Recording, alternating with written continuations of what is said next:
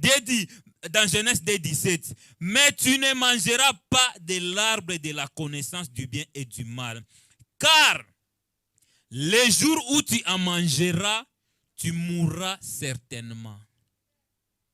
Amen. Mais on a constaté que Adam, après avoir désobéi aux ordres de Dieu, après avoir mangé le fruit de l'arbre interdit, il a continué à vivre physiquement. N'est-ce pas? Mais Dieu avait dit que les jours où tu en mangeras, tu mourras certainement. Qu'est-ce qui s'est passé là-bas pour que Adam continue à vivre? Mais physique et spirituellement, on comprend que Adam était mort. Parce que celui qui est vivant, c'est celui qui a Dieu. C'est celui qui a Jésus-Christ. Si tu n'as pas Jésus-Christ, tu es mort. Tu es un cadavre vivant. Tu marches comme un cadavre. Donc Adam était mort spirituellement. Jésus dit à Marthe, dans Jean 11, 25, « Je suis la résurrection et la vie. Celui qui croit en moi vivra même s'il meurt. » Donc celui qui a Jésus-Christ, même s'il meurt, il a la vie, il vivra. Et quiconque croit en moi vit, même s'il meurt, il sera toujours en vie. Amen. Amen. C'est pour te dire que ta relation avec Jésus est très importante. Est très important. Amen. Mais pourquoi physiquement Adam a continué à vivre? Parce que c'est ce qu'on a constaté dans la Bible. Mais je vais te dire que selon Dieu, pas selon nous, selon ce qu'on lit, selon Dieu, Adam est mort aussi physiquement les mêmes jours. Les mêmes jours. La Bible va nous éclairer. Genèse 5. Bien aimé, la Bible dit que Dieu, lorsqu'il créa l'homme, il le fit à son image et à sa ressemblance. Dieu est esprit. Dieu ne meurt pas. Donc l'homme que Dieu a créé était immortel. Est-ce qu'on est ensemble? Est-ce qu'on est ensemble? L'homme que Dieu a créé, le premier Adam, que Dieu a mis dans le jardin, était immortel. Mais la mort est venue lorsque l'homme a désobéi. C'est lorsque l'homme a désobéi que la mort a pris place. Amen. Attends. Lisons 1 Corinthiens 15, 55. Après, je vais continuer dans Genèse 5. La Bible dit, 1 Corinthiens 15, 55. Ô mort, où est ta victoire? Ô mort, où est ton aiguillon? L'aiguillon de la mort, c'est le péché. Et la puissance du péché, c'est la loi. Amen. Amen. Qu'est-ce que la Bible nous dit ici? Ici, la mort triomphait déjà sur l'homme.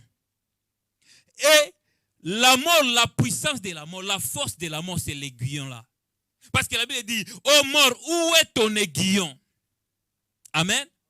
Ô mort, où est ton aiguillon? Donc, ce qui faisait la mort, c'est l'aiguillon là. Et l'aiguillon là, c'est le péché. Quelqu'un m'a compris? Donc, le péché là entraîne la mort.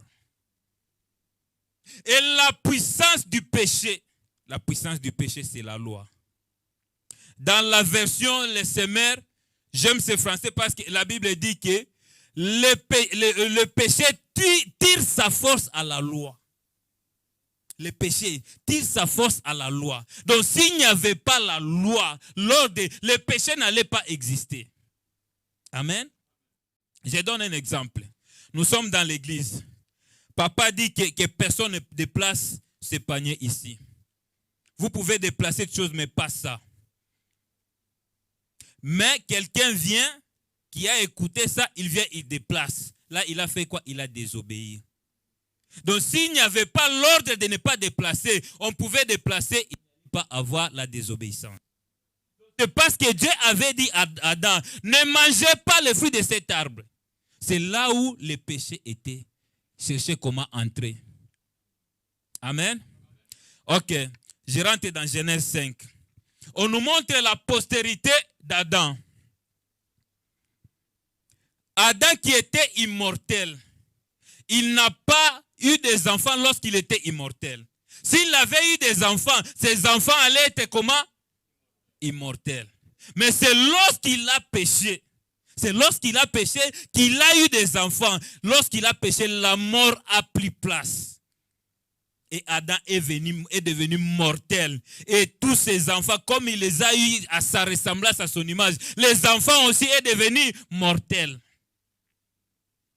Mais Adam est mort à quel âge? Adam est mort à quel âge? 930 ans. Papa Patrick, est-ce que tu peux nous mettre 2 Pierre chapitre 3, le verset 8? Amen. Est-ce qu'on peut acclamer pour le roi des rois? Est-ce qu'il y a des vivants ici? Est-ce qu'il y a des vivants ici? Amen. Qu'est-ce que la Bible dit? Mais il est une chose, bien-aimés, que vous ne devez pas ignorer. C'est que devant le Seigneur, un jour est comme 1000 ans. Et 1000 ans sont comme un jour. Mais Adam a vécu 930 ans. Il n'a pas atteint 1000 ans. Donc il est mort le même jour selon Dieu. Vous n'êtes pas là. Selon Dieu, Adam est mort le même jour. Je t'avais dit que ne touche pas ça. Le jour que tu en mangeras, tu mourras le même jour. Il est mort le même jour, spirituellement et physiquement, selon Dieu.